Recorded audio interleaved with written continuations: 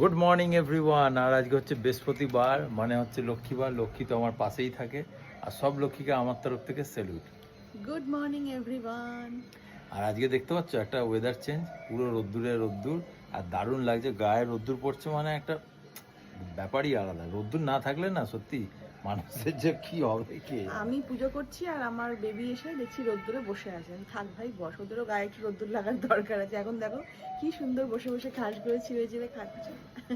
মানে সবকিছুই এত মানে অতিরিক্ত হয়ে গেছে। এতদিন বৃষ্টি হয়ে সবার মুখে মুখে আর ভালো লাগছে, আর ভালো। কিন্তু যখন আমি স্কুল লাইফে পড়তাম তখন আমি চাইতাম বৃষ্টি হোক, এরকম আকাশের দিকে তাকিয়ে থাকতাম। স্কুলটা যেতে হবে না, বাঙ্ক হবে, আর একটু জোরে হলে তো ব্যাস ভালোই হয়েছে। কালকে যখন সুজিতের স্যালনে গেছিলাম, ওখানে অনেক বাচ্চারা এসছে, অনেকের সঙ্গে দেখা হয়ে গেছে। কালকে একজন বলছে পড়তে ভালো লাগে, বলছে পড়তে ভালো লাগে, বলছে না। আমি সে কি রে, তো কুনালা গেলে তোর সেম। তবে কালকে সন্ধ্যেটা খুব জমজমাটি কেটেছে।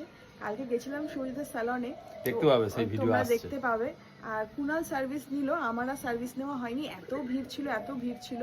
তো দুপুরের দিকে ছাড়া গেলে মানে আমার আর সময় হবে না। আমি একটা হেয়ার ফল ট্রিটমেন্ট নিলাম, দেখছি কালকে এসে মানে চিরুনি দিয়ে একটা দুটো চুল বেরো, কালকে দেখছি একটাও বেরোচ্ছে না। কুনাল রাত্রি এসে বলে আমি অবাক হয়ে গেলাম। ওটা নেওয়ার পর শুনছো রাতের বেলা চুল গেলে অন্তত দু চারটে তো হাতে চুল হ্যাঁ। আসে।